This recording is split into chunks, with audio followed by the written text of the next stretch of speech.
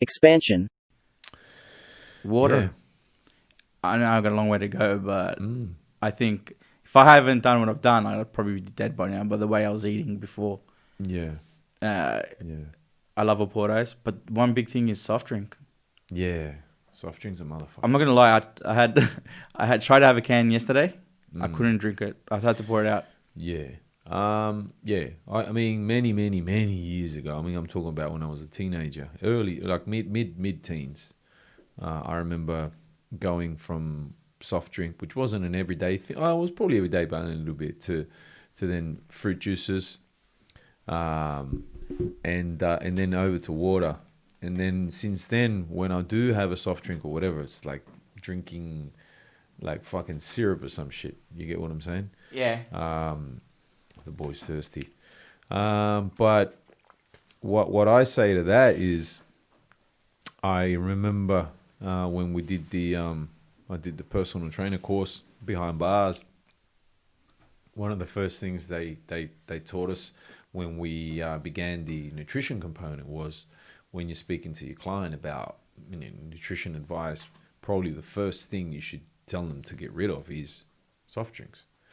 You know, don't But even it, talk it about carbs and yeah, protein. but it No. tastes so good. That's the thing. Like Really? as as a big boy, like, Mm. and I'm not making excuses Yeah, because yeah. I've learned. I might have a bad day that I might have something, but Mm. it tastes good. A nice cold Coke actually tastes. Yeah. But then look at the danger for it, the Yeah. effects. Like, Mm. and you're saying Mm. the carbs and all that. Like, I don't give. Yeah. I Well, don't see. yes. I don't agree with you personally, but obviously, how many millions of dollars have gone into making these things taste the way they taste, and the studies and how the palate, senses things, and then all their marketing and advertising and product placement and everything. So I don't blame anyone for saying, I love soft drinks. Fuck. You get what I'm saying? But I think that's a sugar train. Once you get off the sugar train, it doesn't exist anymore.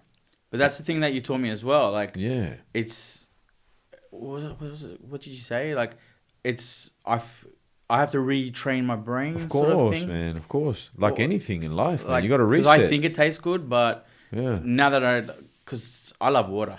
Yeah. I'm not gonna lie, and Yeah. I was blown away like about water, Of course. right? Yeah. And that was thanks to you. Yeah. Do you remember when you told me about water? When? No. We were driving to Canberra. Oh, really? That's when I didn't know about it. What was his Yeah. name? Yoko. Oh man, why is it that I always forget this man's name? He's such an important figure in the But world. He's a Japanese. I'll help people find it online if you just want to have like an introduction into what water actually is. Emoto, Doctor that's it. Emoto. Yes. Right. He's a well-known Japanese doctor, and he did a science experiment with water. And what he did was he would play music to or say certain words to water in its natural state in separate bottles, and then he would freeze it and put it under the microscope. And everyone is kind of familiar with that snowflake kind of shaped hexagonal pattern that the snowflakes kind of are made of the water, right? So what happens is he'll take all these samples of water and he'll say like hate, love, fuck you, whatever, and he'll play all different types of music and things to that water and then freeze it, as I said, and then they would all look completely different under the microscope. And actually the ones that were shown compassion, love, and let's say nice things and nice music, like classical music versus heavy metal or whatever, those structural forms, those snowflakes in the ice formation under the microscope were like really nice and pretty, and then the other ones that were played, hate and rock and all that shit, were actually deformed and really ugly. And then he also did the experiment on creek water that was like clean and of a good source, and then he did the same thing for like tap water and dam water and all these things, and there's a huge difference in the molecular structure of the water. Now that's not me telling you that. That's a guy who's got everything out there for the world to see and no one can disprove it.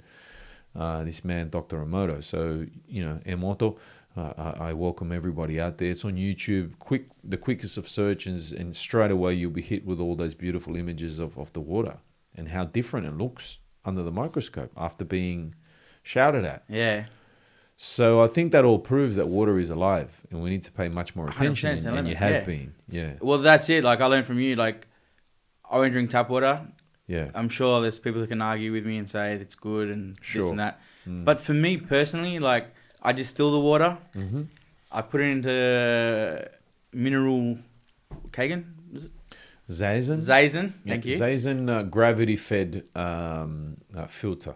There's many great filters. That's just one. Shout out to them, by the way. Yeah, Good shout out to good Zazen product. out of Korea. Yeah, check it out with a Z. And then I put it through the vortex, which you taught me, Sure. which energizes, I believe, the water. Yeah.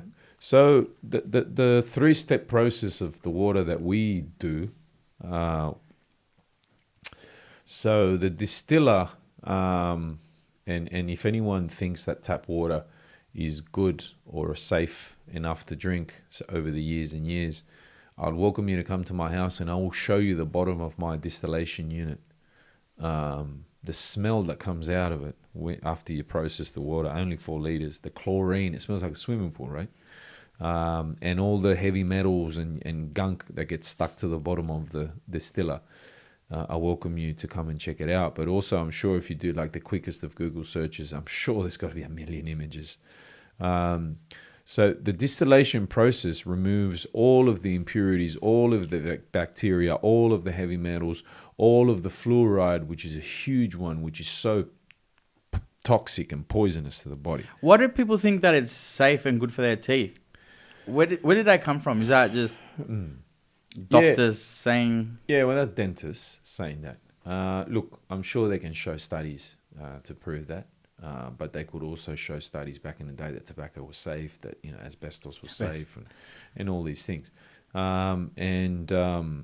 There is a huge mining/chemical mafia behind the fluoridization of some of the world's tap water. Not a lot of it. There's many countries in the world that will never have fluoride in the water.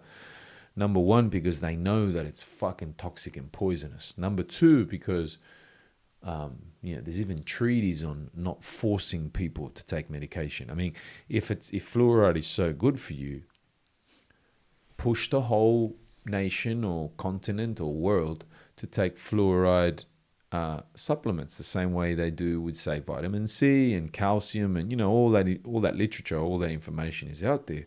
Put out all the campaigns and the ads and whatever it is you're going to do. Give it away for free if it's so fucking important. But you don't force people to take something. Now, one thing that's a little bit controversial, and we're going all over the place, but fuck it, we're going in. Fuck it. The first experts, or the first people, or the first case of mass water fluoridization, I hope I'm getting that right. If not, blame the patron. Is the Nazis in the concentration camps during World War II? Why? To keep the population calm. To stop the revolting and the escapes and to keep people relaxed and subservient. That's the big one. Also, fluoride is the main ingredient, the active ingredient, or one of them in Prozac. And what does Prozac do? Keeps you calm. Prozac is one of those drugs, I'm not an expert. Prozac is one of those drugs that when you have that, highs and lows, it does that.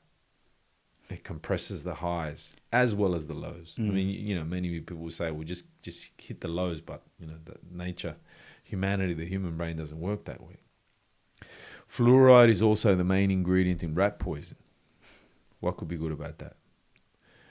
Now, they also don't tell you the source or the origin of fluoride, because that's another big one. Most people probably think, oh, it's in a lab and it's being tested by It's actually, my understanding is, it's a byproduct in the creation of steel when they forge steel.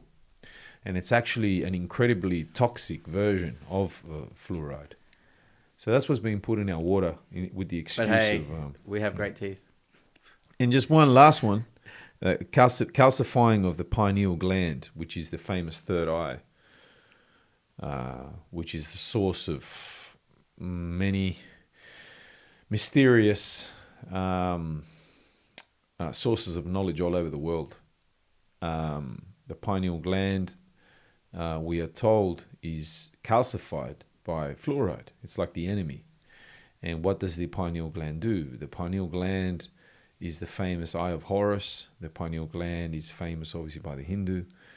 It's also represented by the pine in ancient art and culture all over the world, because it's actually, that's why it's called the pineal gland, because it looks like a little pine cone in the center of our brain, right in the center.